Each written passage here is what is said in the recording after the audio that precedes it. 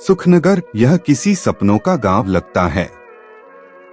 गांव के पास से एक संकरी नदी बहती है और उसका पानी सुबह की धूप में झिलमिलाता है। हरे भरे चावल के खेत, ताड़ के पेड़, नारियल के पेड़ और दूर दूर तक ऊंची पहाड़ियां।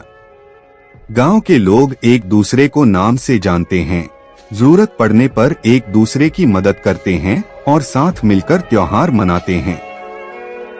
लेकिन जैसे समय के साथ सभी गांव बदलते हैं, वैसे ही सुखनगर भी बदल गया। वर्षों से बाहरी शहर के प्रभाव, जमीन बेचने के लालच और कुछ स्वार्थी लोगों की साजिशों ने गांव का माहौल बदल दिया। जहां पहले पड़ोसी मुसीबत में एक दूसरे का साथ देते थे, अब शिकायतें, शक और छिपी हुई नाराजगी थी।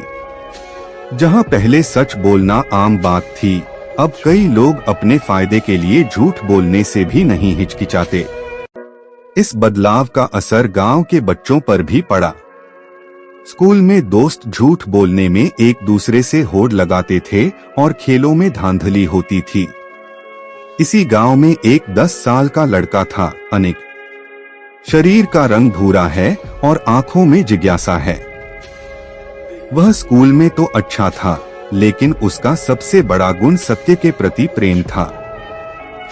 उसे किताबें पढ़ना बहुत पसंद था, खासकर कहानियां और जीवनियां जो सत्य, साहस और न्याय के बारे में हो।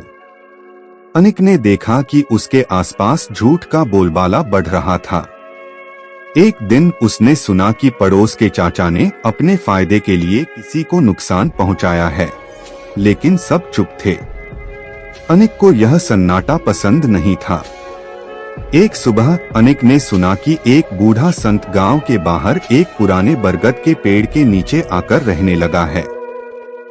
अफवाह थी कि उसके पास चमत्कारी ज्ञान और शक्ति है।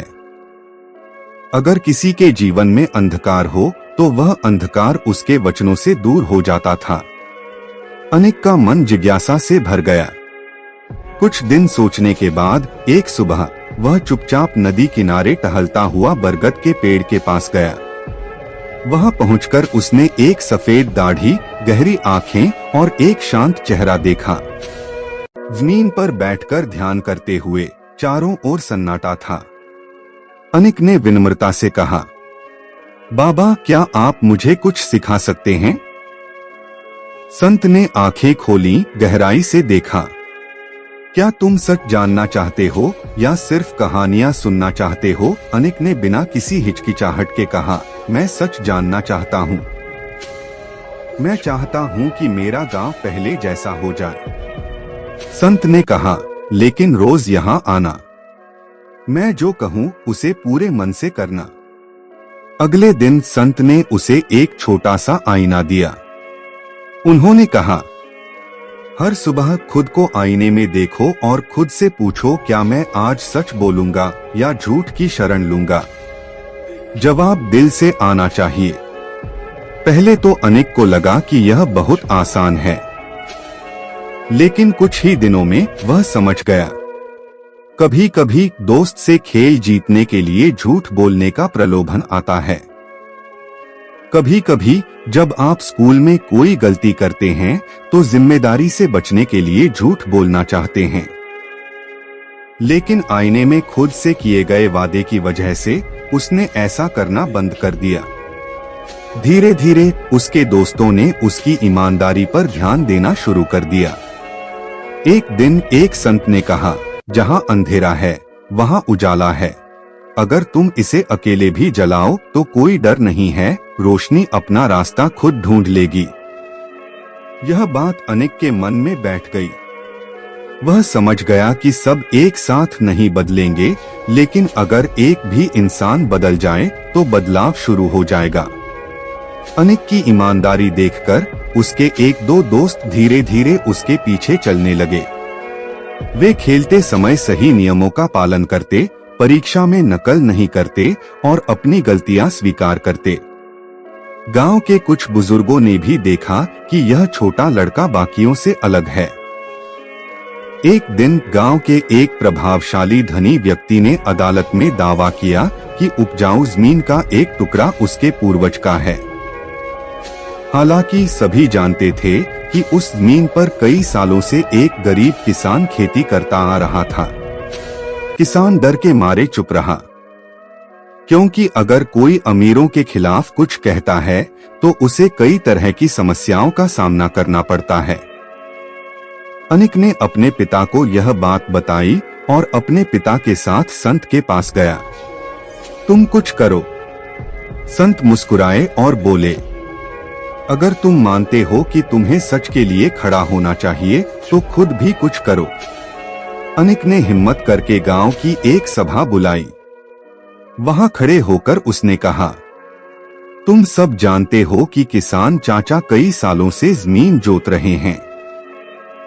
हमने अपनी आंखों से देखा है।